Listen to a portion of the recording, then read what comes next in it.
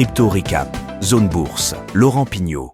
Caroline Ellison, l'ancienne directrice générale d'Alameda Research, a joué un rôle central dans l'effondrement de FTX en 2022, ce qui a été, vous vous en souvenez très certainement, l'une des plus grandes fraudes financières de l'histoire. Condamnée à 2 ans de prison pour avoir témoigné contre Sam Bankman-Fried, son ancien compagnon et à la fois associé dans FTX, elle a échappé à une peine beaucoup plus lourde, notamment grâce à sa coopération avec la justice. On en parle plus longuement dans l'analyse cryptique après avoir vu les actualités essentielles de la semaine à retenir. Et pour la première actualité, on s'intéresse à Polymarket qui a le vent en poupe. En fait, la plateforme de marché de prédiction décentralisée a vu son volume de paris dépasser le $1 milliard, principalement grâce aux élections présidentielles américaines. En fait, sur cette plateforme, les utilisateurs peuvent entre autres parier en crypto-monnaie sur les candidats Donald Trump et Kamala Harris, et donc sur le résultat final des élections présidentielles américaines. Et Polymarket rencontre un tel succès qu'il est désormais considéré comme un indicateur de tendance afin de donner des prédictions sur certains événements à venir. La plateforme a même levé $45 millions en mai dernier et envisage de lancer sa propre crypto-monnaie pour financer son développement. Pour la deuxième actualité, on revient en France avec la Société Générale Forge, qui est en fait la branche crypto de la Banque française et qui a annoncé un partenariat avec Bitpanda pour rendre son stablecoin euro, intitulé ERCV, disponible au trading sur la plateforme autrichienne. Et cette initiative intervient après l'intégration du stablecoin sur l'incontournable blockchain Solana. Et conformément à la réglementation MiCA qui encadre les stablecoins en Europe, l'ERCRV est l'un des actifs conformes aux nouvelles règles européennes. Et avec une capitalisation de 33 millions d'euros, il devient le 3e stablecoin euro du marché, derrière l'ERC de Circle et l'ERS de Stasis. Pour la 3e actualité, on s'intéresse aux ETF Ethereum Spot qui enregistrent des sorties importantes depuis leur lancement fin juillet, avec notamment un pic de $79 millions de sortie ce lundi 23 septembre. Plus globalement, les investisseurs traditionnels semblent hésiter à s'engager dans ces produits en privilégiant pour la plupart les ETF Bitcoin Spot. En fait, les analystes attribuent ce désintérêt à la familiarité des investisseurs avec le Bitcoin comme étant considéré comme l'or numérique et une réticence plus importante vers Ethereum. Et pour la dernière actualité, on s'intéresse à la plateforme de crypto-monnaie Kraken qui s'implante en France en acquérant CoinMister, un prestataire européen de services sur actifs numériques. En fait, cette acquisition permet à Kraken de contourner la procédure directe de demande de statut PSAN requis pour faire de la publicité et démarcher des clients en France. CoinMister, basé aux Pays-Bas, possède en fait déjà les licences nécessaires pour opérer en Europe, notamment en France et en Pologne. Et donc au final, cette stratégie d'acquisition, adoptée par plusieurs grandes plateformes de crypto, permet à Kraken d'élargir sa présence en Europe, malgré le durcissement des réglementations, notamment dans le cadre de MiCA. Allez, maintenant pour l'analyse cryptique de la semaine, on s'intéresse à Caroline Ellison, étant à peine âgée de 30 ans et qui est l'ancienne directrice générale d'Alameda Research et qui a joué un rôle central dans l'un des plus grands scandales financiers. En fait, l'ex-compagne de Sam Bankman-Fried, le fondateur déchu de FTX et âgé de 32 ans, a été condamnée à 2 ans de prison après avoir plaidé coupable et témoigné contre son ancien petit copain et associé. Elle risquait à la base 110 ans de prison pour fraude, mais sa coopération exemplaire avec les autorités lui a permis d'échapper à une peine beaucoup plus lourde. En fait, Caroline Ellison n'était pas une simple complice dans cette histoire. Dirigeante d'Alameda Research, le fonds spéculatif qui partageait des liens étroits avec FTX, elle s'est retrouvée au cœur de la manipulation des fonds des clients. Alors le stratagème était aussi simple que dangereux, il consistait à utiliser les fonds de FTX, donc plus globalement les fonds des clients, pour financer des transactions risquées, des achats immobiliers et même des donations politiques. Plus précisément, la trésorerie d'Alameda Research, qui aurait dû être diversifiée à la base, était en réalité largement composée de FTT, la crypto-monnaie native de FTX. Et quand cette révélation a eu lieu à l'automne 2022, elle a provoqué une panique généralisée et une crise de liquidité sans précédent. Pour rappel, même le concurrent Binance avait proposé de racheter FTX au moment de son effondrement avant de se rétracter en découvrant l'ampleur des dégâts financiers. Et au final, en quelques jours, la plateforme FTX s'est effondrée, emportant les économies de milliers de clients et d'investisseurs. Alors, durant le procès de Sam Bankman-Fried en 2023, mois, Ellison a témoigné contre lui, décrivant des pratiques douteuses qui régnaient au sein de FTX et d'Alameda. Et durant le procès, Sam Bankman-Fried, dans un ultime coup de défense, a tenté de faire porter l'entière responsabilité de la débâcle à Ellison, la décrivant comme une mauvaise gestionnaire. Mais malgré cette manœuvre, les témoignages de Caroline ont été décisifs pour l'accusation, scellant le sort de l'ancien mania des cryptos, condamné à 25 ans de prison. Ellison, dans ses témoignages, a expliqué comment les fonds des clients étaient transférés de FTX vers Alameda pour combler les pertes colossales dues à des transactions ratées et à des investissements risqués. L'ancienne dirigeante a décrit Sam Bankman-Fried comme une figure sans scrupules, capable de puiser dans les fonds des clients pour alimenter ses projets mégalomanes, mais aussi comme un homme dont elle était sous l'influence. Caroline Ellison purgera sa peine de 2 ans de prison dans la juridiction de Boston, une issue qui pourrait finalement marquer le début d'une rédemption, du moins sur le plan juridique. Le juge a reconnu que bien qu'elle ait été un élément clé dans la gestion désastreuse d'Alameda, son témoignage et son aide aux enquêteurs ont joué un rôle crucial dans la chute de Sam Bankman-Fried. Et l'histoire ne s'arrête malheureusement pas à Caroline Ellison et Sam Bankman-Fried. D'autres acteurs majeurs de ce drame judiciaire attendent encore leur jugement. C'est le cas de Gary Wang et de Nishit Singh, 2 cofondateurs de FTX qui seront jugés dans les prochains mois. De son côté, Ryan Salam, ancien PDG de la filiale bahaméenne de FTX, a déjà été condamné à 7 ans et demi de prison pour avoir plaidé coupable, mais sans témoigner contre Bankman-Fried. Plus globalement, cette série de procès met en lumière les conséquences dramatiques d'une fraude en bande organisée où les rôles de chacun continuent d'être disséqués dans les salles de tribunal. L'implication de ces acteurs dans la gestion chaotique de FTX et d'Alameda est loin d'être totalement clarifiée pour le moment, mais les peines s'annoncent sévères. 2 ans après l'effondrement de FTX, les procédures de recouvrement des fonds des clients ont enfin commencé, et si l'affaire a fait perdre confiance à des milliers d'investisseurs dans les crypto-monnaies, les efforts de remboursement avancent. En fait, les victimes devraient recevoir la quasi-totalité de leurs fonds, et certains bénéficiaires pourraient même toucher des dédommagements supplémentaires. Au total, le remboursement est estimé entre 13 et 15 milliards d'euros, et c'est un grand soulagement pour les milliers de clients qui avaient vu leur argent disparaître dans la débâcle de FTX. Cependant, l'idée de relancer la plateforme, évoquée un temps par l'équipe en charge de la restructuration, a été définitivement abandonnée. FTX, autrefois la 2e plus grande plateforme d'échange de crypto-monnaies au monde, reste un symbole des risques associés à une régulation laxiste et à la cupidité dans le monde de la finance numérique. Voici ce qu'il fallait retenir dans l'actualité des crypto-monnaies cette semaine, et on se retrouve la semaine prochaine pour un nouveau tour d'horizon.